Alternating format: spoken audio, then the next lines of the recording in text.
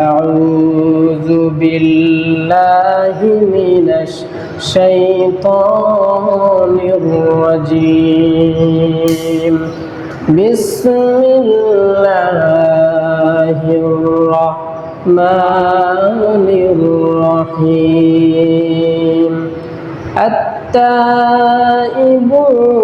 العابدون الحامدون السائحون الراكعون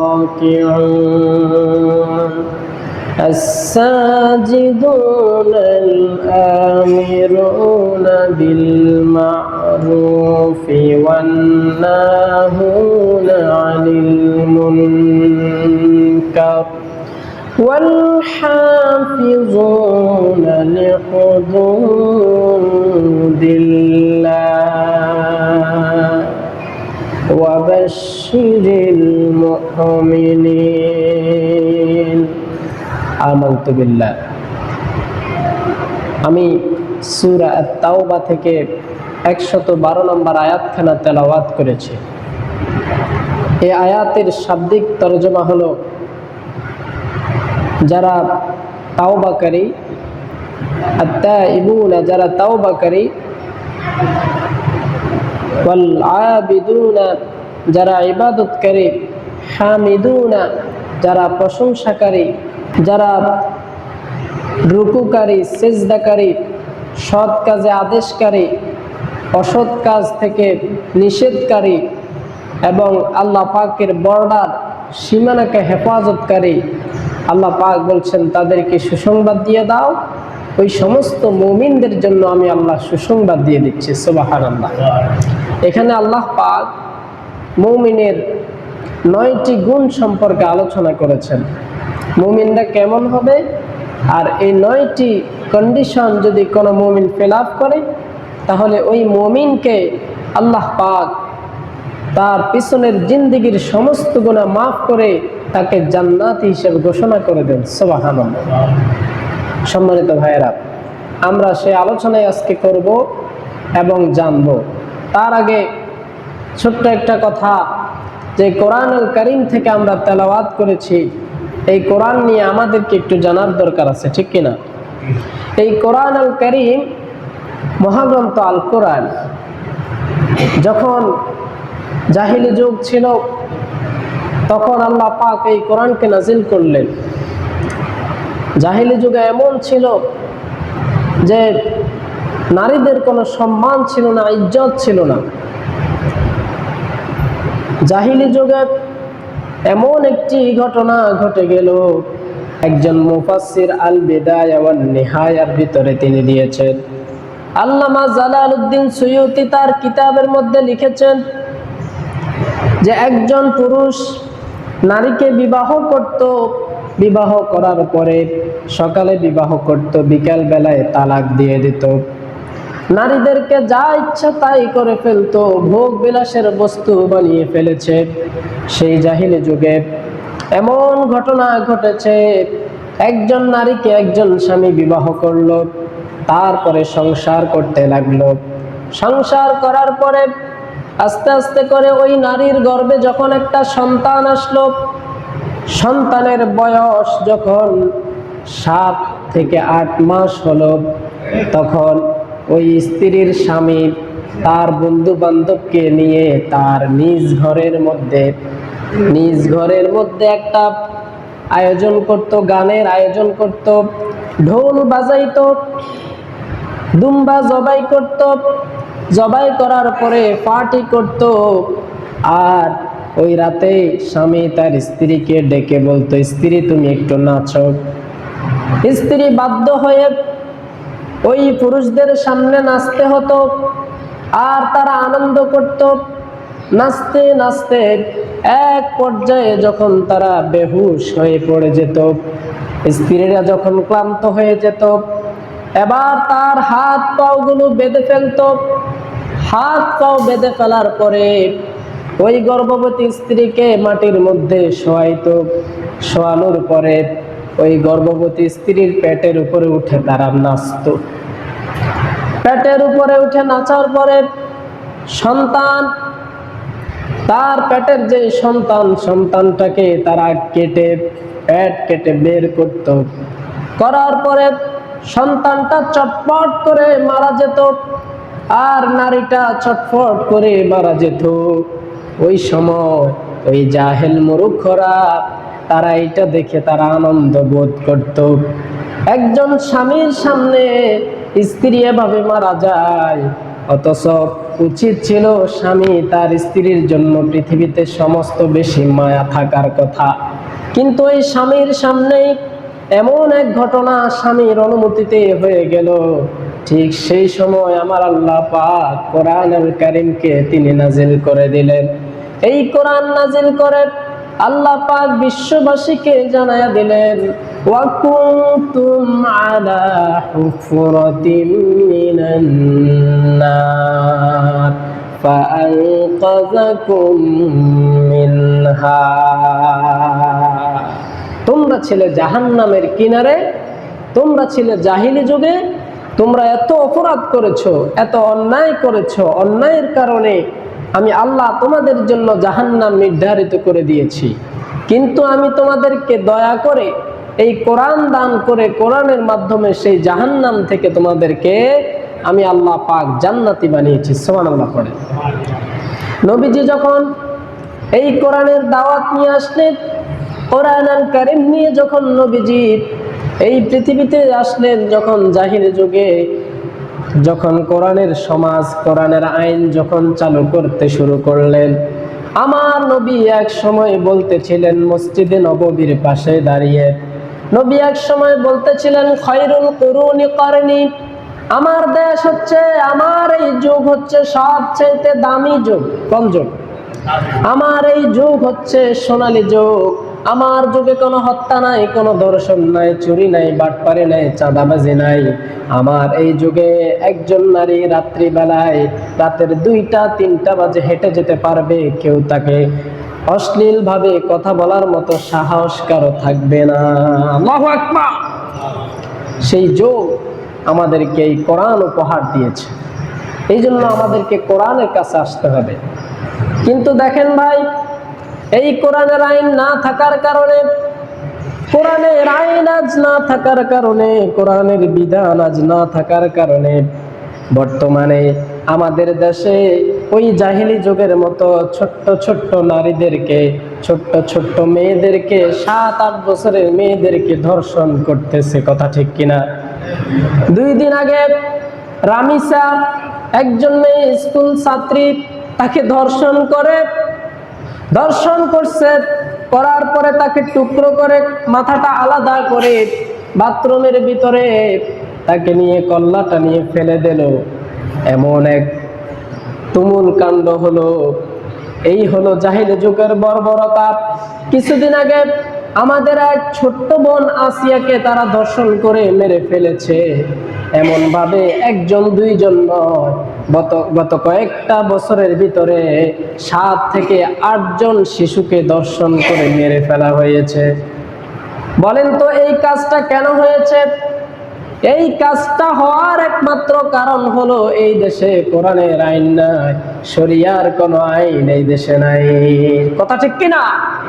শরিয়ার আইন যদি থাকতো, কেউ যদি ধর্ষণ করতো, তাকে যখন ফাঁসি দিয়ে দিত, তাকে যখন জনসম্মুখে এনে যখন মেরে ফেলা হতো, যখন তাকে মদ খাওয়ার অপরাধে যখন 80টা ব্যাট মেরে যখন তাকে শাস্তি দেওয়া হতো, আমার দেশে শরিয়া আইন যদি চালু হয়ে যেত, তাহলে কোন নাস্তিক মুরতাদ, কোন কাফের বেঈমান এই পৃথিবীতে মুসলমানদের উপরে চোখ তুলে চোখ রাঙিয়ে কথা বলার সাহস পেত না। ঠিক কিনা? এই জন্য আমাদেরকে শরিয়া আইনের কাছে আসতে হবে, কোরআনের কাছে আসতে হবে। আমার আল্লাহ এই কোরআনের ভিতরে বলেন, فَمَن تَبِعَ هُدَايَ فَلَا خَوْفٌ عَلَيْهِمْ وَلَا هُمْ يَحْزَنُونَ। এই কোরআন যারা তাদের ঘরে রাখবে, তাদের সচিবালয়ে রাখবে, মসজিদে রাখবে, গণভবনে রাখবে, সংসদ ভবনে রাখবে, ডিসি অফিসে রাখবে, সব জায়গায় যদি এই কোরআনকে রাখা হয় আর এই কোরআনের আইনকে যদি মানা হয়, আমার আল্লাহ বলছেন তোমরা দুনিয়া এবং আখেরাতে কোনো জায়গায় ঠেকবা না। দুনিয়ার কল্যাণ এবং আখেরাতের নিরাপত্তা তোমাদেরকে আল্লাহ দিয়ে দেবে। এই জন্য আমাদেরকে কোরআনের কাছে আসতে হবে। আমার ভাইয়েরা, এই যে রামিসা, তাকে যে হত্যা করা হলো, তার বাবাকে সাংবাদিক প্রশ্ন করলো, আপনি কি বিচার চান? তার বাবা কি বলেছে? আমি বিচার চাই না আপনাদের কাছে, কারণ আপনারা বিচার করতে পারবেন না।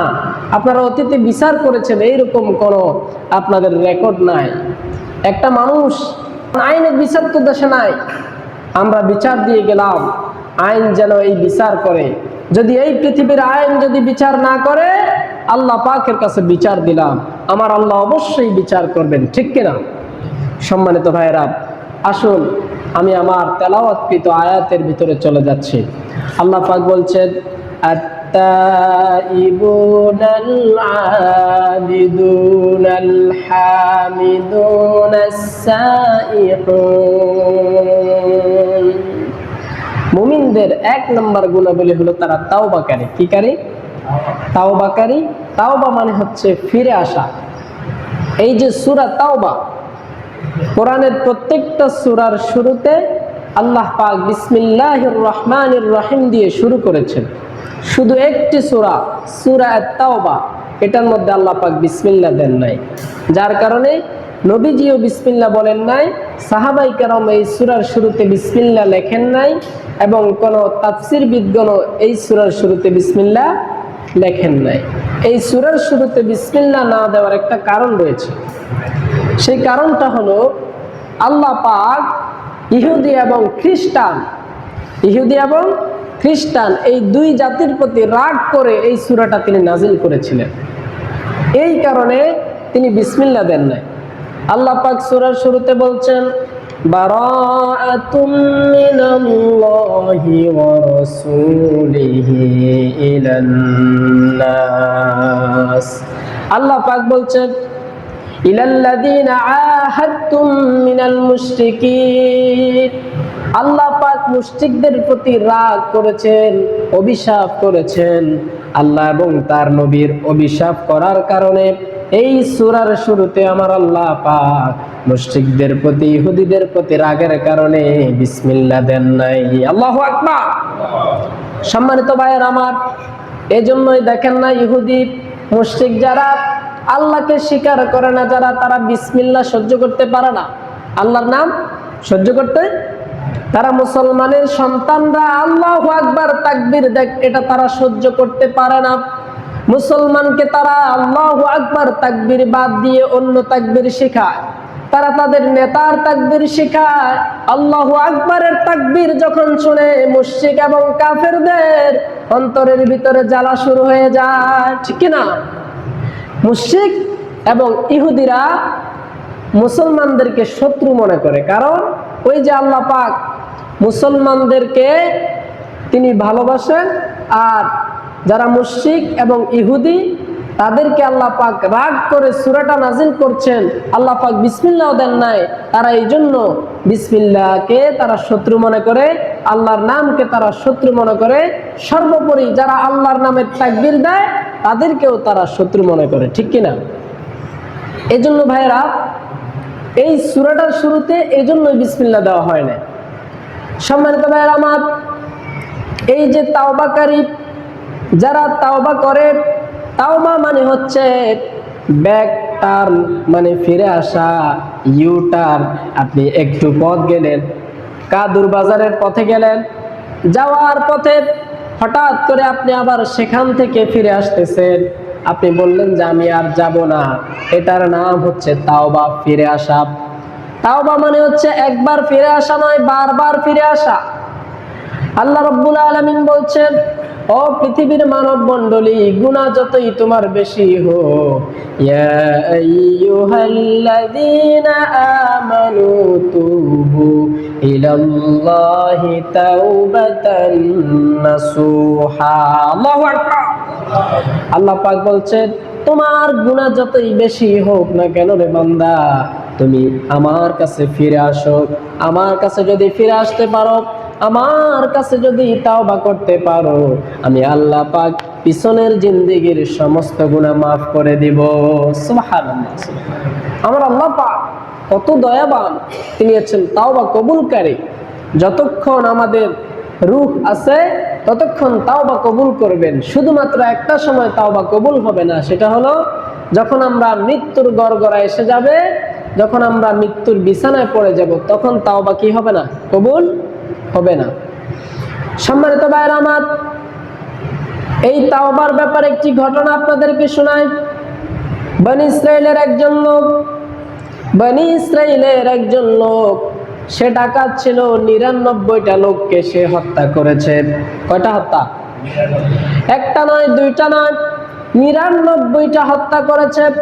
করার পরে তার ভিতরে অনুশোচনা আসলো যে আমি তো কাজটা ভুল করেছি, এতগুলো মানুষ আমি হত্যা করলাম, এতগুলো মানুষের জান কেড়ে নিলাম, এটা তো ঠিক করলাম না।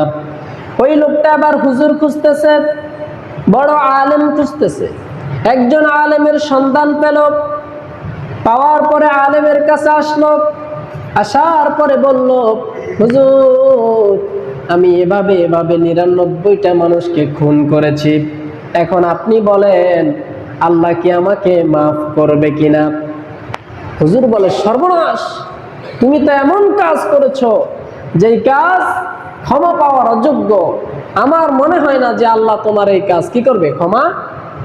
যখনই এই কথা বলল, ডাকাত বলল, আল্লাহ যেহেতু আমাকে 99টা খুনের কারণে মাফ করবে না, তাহলে আপনাকে রেখে লাভ কি? আপনাকে দিয়া আমি 100টা পুরা করতে চাই। সাথে সাথে কল্লা ফেলে দিল। এবার কয়জন হলো? 100 জন। 100 জনকে খুন করার পরে লোকটা আবার আরেকজন হুজুরের কাছে গেল। যাওয়ার পরে ঘটনা সব খুলে বলল যে আমি এইভাবে হত্যা করেছি, 100 জনকে খুন করেছি। এখন বলেন তো আমার আল্লাহর কাছে তাওবা করার কোনো পথ আছে নাকি? যখন এই কথা বললেন, বলার পরে এবার হুজুর বলতেছে, ও ডাকাত ভাই, তুমি তাওবা করতে পারো, আমার মনে হয় যেন 100টা কেন 200টা কেন, তুমি যদি আরো বেশিও খুন করো, আমার আল্লাহ এমন দয়াবান, তুমি যদি তাওবার মতো তাওবা করতে পারো, যদি ফিরে আসতে পারো, আমার আল্লাহ অবশ্যই তোমাকে ক্ষমা করে দিতে পারে, অবশ্যই ক্ষমা করে দিতে পারে। এই কথা শোনার পরে এবার ডাকাত বলল, হুজুর ঠিক আছে, আমি আল্লাহর কাছে ক্ষমা পেতে চাই, আমাকে ক্ষমা চাওয়ার রাস্তাটা বাতলিয়ে দিন। যখন এই কথা বলল, হুজুর বলল, ঠিক আছে, এখান থেকে 25 কিলোমিটার দূরে একটা গ্রাম রয়েছে, সেই গ্রামে তুমি চলে যাও। সেই গ্রামের মানুষগুলো সব নামাজি, সব ভালো। সেই গ্রামে যাও, সেখানে গিয়ে আল্লাহর কাছে তাওবা করে তুমি তোমার মতো তাদের মতো করে আস্তে আস্তে করে জীবন যাপন করতে শুরু করো। লোকটা এবার রওনা করলো। রওনা করার পরে আল্লাহর হুকুম, যখন 13 কিলোমিটার চলে গেল, 25 কিলোমিটার থেকে কত কিলোমিটার গেল? 13। কত কিলোমিটার? 13 কিলোমিটার যখন গেল, অর্ধেকের চাইতে 1 কিলোমিটার বেশি যখন গেল, সাথে সাথে মালাকুল মাউত এসে হাজির হয়ে গেল। হযরত আজরাইল ফেরেশতা হাজির হয়ে গেল। হাজির হয়ে বলল, তোমার রূহটা নেওয়ার সময় হয়ে গেছে, আর পৃথিবীতে থাকতে পারবা না। সাথে সাথে রূহটা নিয়ে গেল। রূহ নিয়ে যাওয়ার পরে তাফসীরের ভিতরে এসেছে, ওই লোকটার জন্য জাহান্নামের ফেরেশতারা এসেছে, বলল আমরা তাকে জাহান্নামে নিয়ে যাব, কারণ সে 100টা খুন করেছে। এবার ওই লোকটার জন্য জান্নাতি ফেরেশতারাও এসেছে, তারা বলতেছে, লোকটা 100টা খুন করেছে ঠিক আছে, কিন্তু সে তো তাওবা করার জন্য, তাওবা করার পথে সে হেঁটেছে। তাওবা করার জন্য যেই গ্রামে যাওয়ার কথা, ওই গ্রামের দিকে সে 13 কিলোমিটার গিয়েছে, তার মানে 1 কিলোমিটার পথ বেশি গিয়েছে, অর্ধেকের চাইতে 1 কিলোমিটার বেশি। সুতরাং তাকে আমরা জান্নাতে নিয়ে যাব। যখন এইরকম ঝগড়া বিবাদ শুরু হলো ফেরেশতাদের মধ্যে, আল্লাহ পাক ফয়সালা করে দিলেন, আমার বান্দা যখন ভুল বুঝতে পেরে ফিরে আসা শুরু করলো, আমার বান্দা যেহেতু, তোমরা পথটা একটু মেপে দেখো। পথটা যখন মেপে দেখলো, তখন দেখলো যে তাওবার দিকে সে 1 কিলোমিটার বেশি গিয়েছে, এই জন্য আল্লাহ পাক তাকে ক্ষমা করে দিয়েছেন। সুবহানাল্লাহ। এজন্য ভাইরা, আমরা কয়টা খুন করছি? কেউ করছেন? কি কথা বলেন না কেন? আমরা তো একটাও খুন করি নাই। আমরা তো এমন বড় কোনো অপরাধ করি নাই, আল্লাহ পাকের এমন কোনো অবাধ্য হই নাই। হয়তো শয়তানের ধোকায় পড়ে কিছু গুনাহ করে ফেলেছে, নামাজ ছেড়েছে, রোজা ছেড়েছে, হয়তো মিথ্যা বলেছি, হয়তো হারাম খেয়েছি, কিন্তু আমার মন বলে আমরা যদি আল্লাহর কাছে ক্ষমার মতো ক্ষমা চাইতে পারি, আমার আল্লাহ অবশ্যই আমাদেরকে ক্ষমা করে দিবে। ঠিক কিনা? ক্ষমা করতে পারেন না? আল্লাহ পাক বলছেন, লা তাকনাতু মির রাহমাতিল্লাহ ইন্নাল্লাহা ইয়াগফিরুয যুনুবা জামিআ। লা তাকনাতু মির রাহমাতিল্লাহ, আল্লাহর রহমত থেকে তুমি নৈরাশ হয়ো না, হতাশ হয়ো না। আমার আল্লাহর রহমত তোমার সাথে আছে। সুবহানাল্লাহ। ইন্নাল্লাহা গফুর রহিম, তিনি হচ্ছেন দয়ালু এবং ক্ষমাশীল। সম্মানিত ভাইয়েরা আমার, 2 নাম্বার হচ্ছে আল হামিদুন, যারা প্রশংসাকারী। আমরা উঠতে বসতে সব সময় প্রশংসা করব কার? জোরে বলেন। আল্লাহ পাক বললেন, ওয়া ইম মিন শাইইন ইল্লা ইউসাব্বিহু বিহামদিহি ওয়ালাকিন লা তাফকাহুনা তাসবিহাহুম।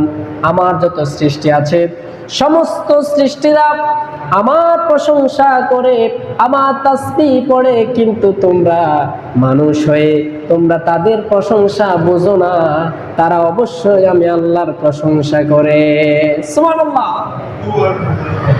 তাওআন ওয়া কারহা, সমস্ত সৃষ্টি আল্লাহ পাকের প্রশংসা করে। আমরা আমাদের কানে শুনতে পাই, ওই যে গাছের ডালে কোকিল ডাকতে থাকে কুহু কুহু, আসলে কোকিল কুহু কুহু ডাকে না, কোকিল ডাকতেছে আল্লাহু আল্লাহু, কি যে মধুর নাম। বলেন, আল্লাহু আল্লাহু, কি যে মধুর নাম। আমার আল্লাহর নামের মতো এত সুন্দর, এত মধুময় নাম কি কোথাও আছে? কোথাও নেই এত সুন্দর একটি নাম। আল্লাহ পাকের 99টা গুণবাচক নাম আছে, সব নামের চাইতে একটি নাম আল্লাহ পাক তিনি আসল নাম রেখে দিয়েছেন। সেই নামটা কি? আল্লাহ। এই নামের অর্থ পৃথিবীর কেউ জানে না। এই নামের কোনো স্ত্রীবাচক নেই। এই নামকে কেউ বিকৃত করতে পারবে না। কত সুন্দর নাম। সম্মানিত ভাইয়েরা, এই জন্য আমরা প্রশংসা করব কার? আলহামদুলিল্লাহি রাব্বিল আলামিন। সমস্ত প্রশংসা জগৎ সমূহের প্রতিপালক আল্লাহ রাব্বুল আলামিনের জন্য। সমস্ত প্রশংসার মালিক কে? প্রশংসা সবই কেবল তোমারই রব্বুল আলামিন। দয়ালু মেহেরবান করুণায় অপূরণ, আর কেউ নাই রব্বুল আলামিন, রব্বুল আলামিন। সকল প্রশংসার মালিক কে? সম্মানিত ভাইয়েরা, 3 নম্বর হচ্ছে আল আবিদুন, যারা আল্লাহর ইবাদত করে। আমরা ইবাদত করব কার? নাকি কোনো মানুষের? কারো গোলামি করা যাবে? লা তা'খুযুহু সিনাতুন ওয়ালা নাওম। আমরা ওই আল্লাহর ইবাদত করি, ওই রবের গোলামি করি যেই রব কখনো বান্দাকে একা রেখে ঘুমান না। ঘুমানো তো দূরের কথা, আমার আল্লাহ কখনো তন্দ্রাও পায় না, আমার আল্লাহ কখনো ঝিমায় না। ঠিক কিনা? সম্মানিত ভাইয়েরা, এক একটা পয়েন্ট নিয়ে আলোচনা করতে গেলে প্রায় 2 ঘন্টা 2.5 ঘন্টা চলে যাবে। এজন্য ভাইয়েরা, আমরা মুমিন হওয়ার জন্য যে কোয়ালিটি, অনেক কথা বলার ছিল, এখানেই সমাপ্ত করলাম, আর বললাম না। তবে মুমিন হওয়ার জন্য যে কোয়ালিটি আল্লাহ পাক বলছেন, 1 নাম্বার হচ্ছে তাওবাকারী। মুমিন হবে তাওবাকারী। 2 নাম্বার হচ্ছে প্রশংসাকারী। 3 নম্বর হচ্ছে ইবাদতকারী, 4 নম্বর হচ্ছে তারা রুকুকারী, 5 নম্বরে সেজদাকারী, 6 নম্বর হচ্ছে তারা সৎ কাজে আদেশকারী, 7 নম্বর অসৎ কাজে বাধা দানকারী, 8 নম্বর হচ্ছে তারা আল্লাহ পাকের যে সীমানা আছে সেই সীমানার হেফাজতকারী, মানে আল্লাহর বিরুদ্ধাচরণ করে না। আল্লাহ আমাদের সকলকে মুমিন হওয়ার যে কোয়ালিটি সেটা অর্জন করার তৌফিক দান করুন, পড়ি আমিন। সম্মানিত ভাইয়েরা, সামনে আমাদের আগামী জুমার আগেই 28 তারিখ পবিত্র ঈদ উল আজহা। ঈদ উল আজহার ব্যাপারে আমাদের আলোচনা হয়েছে, সবকিছু হয়েছে, এবং আরেকটি আমল আপনাদেরকে দিতে চাই, সেটা হলো 10 জিলহজের আগের দিন যে 9 জিলহজ রয়েছে, সেই 9 জিলহজ আমরা সিয়াম পালন করব। কি করব? এটাকে বলা হয় আরাফার রোজা। কিসের রোজা? আরাফার রোজা। রাসূল সাল্লাল্লাহু আলাইহি সাল্লাম বলছেন, কেউ যদি আরাফার রোজা আদায় করে তাহলে তার পিছনের জিন্দিগির 1 বছরের গুনাহ, সামনের জিন্দিগির 1 বছরের গুনাহ মাফ হয়ে যায়। এই জন্য এই আমলটা আমরা করব। আর 9 তারিখ আসর থেকে 13 তারিখ ফজর পর্যন্ত সবাই তাকবীর পাঠ করবেন, এটা হচ্ছে ওয়াজিব। পুরুষরা উচ্চস্বরে আওয়াজ করে পড়বে আর নারীদের জন্য আস্তে আস্তে পড়বে। আল্লাহ আমাদের তৌফিক দান করুন।